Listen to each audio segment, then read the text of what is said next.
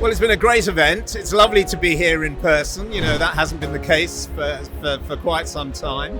It's been great to meet a lot of people in the industry, have some really interesting chats. You've got a great turnout here, and I thoroughly enjoyed it.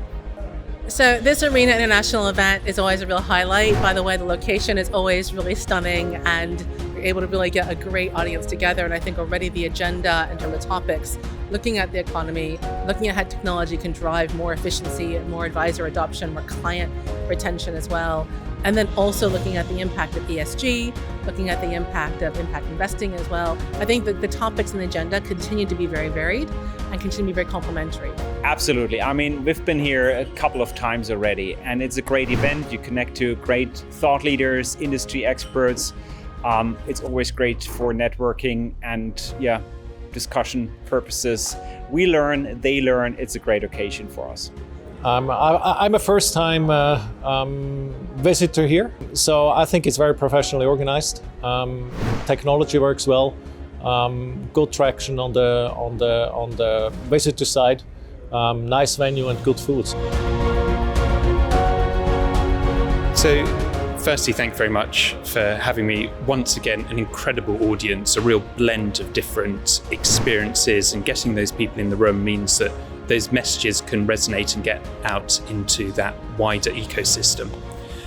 I think the overarching main message is that people are looking at using their money quite differently. I think the infusion of both philanthropy and impact investment is moving from being a side activity, an adjunct, to something that is central to building strong, enduring relationships. So I think the key theme overall was that the world economy and markets is undergoing a substantial and profound transition. We're finally exiting the world that we've been in since 2008, the world of low interest rates and low inflation. And getting from here to there is going to be quite choppy for asset markets. I think there are other big longer term issues that we need to think of. And I talked about demographics, I talked about the climate, and I talked as well about technology. I think those are key three major themes we need to worry about going forward. So I think what's really interesting is, we saw from the presentation from BNY Mellon that we're going into a period of rapid uncertainty. Clients want to understand between the variation of interest rates, but also the wide standard deviation of products to choose from, and this move to intergenerational wealth. That means there's a huge opportunity, but also a huge risk of being able to advise clients more effectively. And what we talked about is one of the biggest burdens for advisors to advise clients is actually the time that they have to advise clients, right? So in the last Capgemini World Wealth Report, it was found that only 9% of a client advisor's time is actually spent servicing client. 67% of that time is on administrative tasks, including onboarding. So if we can use technology much more efficiently to make those advisors much more efficient, they can better serve their clients, also better for our society as well.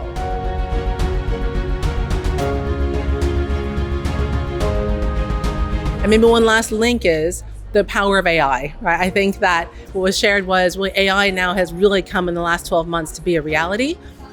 And whether or not it is going to help us or whether or not we need to tax it in the future, what it is doing right now is being used to be able to augment the advisor. So if you look at the amount of manual activity and data that you need to search, using AI and ChatGPT and other activities to be able to really harness that data much more effectively and provide that seamlessly to the advisor. And we see that with our solution as well. Well, I think first of all, it's really great to see that AI reaches mainstream and we can finally deliver intelligent solutions to a broader audience. Acceptance rates are really increasing. Second, use cases matter the most. So one of them is driving advisor intelligence, CRM adoption, providing proactive insights for advisors when reaching out to clients.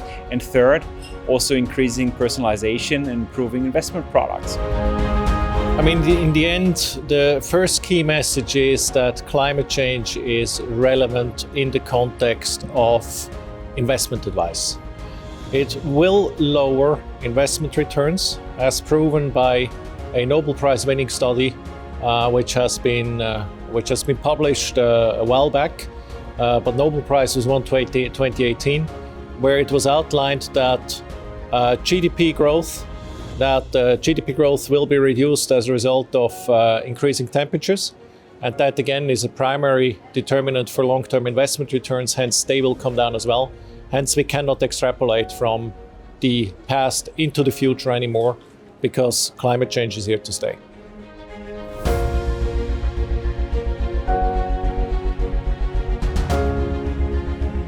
How can we make the life of advisors easier? And what technology can we provide to help them making climate change transparent and tangible to their clients? And we do that by simulating a wealth forecast realistically in thousands of capital market scenarios and visualizing before and after wealth development, before and after climate change, the wealth development accordingly. And obviously also showing how probability to achieve financial goals are reduced as a result of climate change. That's the second key point. And the third key point is that you can even reduce your carbon footprint on a strategic asset allocation level. And if you simulate climate change, and if you optimize the strategic asset allocation in such a way that climate change is integrated, the optimizer will always go into asset classes which are less carbon intense, hence also less affected by climate change. And that in the end leads to a top-down reduction of the carbon footprint in the portfolio, which complements the bottom-up approach by selection nicely. So I don't have a crystal ball, but I would say that the inflation challenge remains the most difficult one. Inflation has clearly embedded itself much more than a lot of central bankers in particular expected. And frankly, we're probably going to have to create a bit of economic slack in order to get it back down to where we need it to be. So sadly, a kind of economically volatile period, perhaps recession, but eventually inflation will come down, interest rates will come down. And at that point, I think it'll be a much more rational and sensible world for investors going forward. So obviously, from a client perspective, there's a bit of concern. Is a recession happening? Are we in a recession? Is it a technical recession? And to do that, the need to be able to outreach to your clients and to be able to advise them during this time is even more important. So, also quickly looking back, last year was really difficult. Now it seems it improves. So what we can see when talking to prospects and clients, again, AI adoption is rising dramatically. The openness for such themes and change is growing extremely. So I believe that we'll see a lot of minimum viable products, POCs, even production-ready implementations of smarter solutions built into CRM systems, into advisory systems, even portfolio management systems. Today I think we're still confronted by a lot of skepticism of either advisors or clients about sustainable investing in general. The key question is always, what is sustainable investing? Is it which approach do you follow? Which strategy do you follow? Is it a strategy of exclusion? Is it a strategy of integrating ESG risks into fundamental research in order to have a holistic risk assessment? I think the latter for sure does not justify skepticism, because it's a holistic approach to assess all risks of a company accordingly. So I'm hoping that on the one hand side, skepticism will fade to a certain extent as a result of additional education.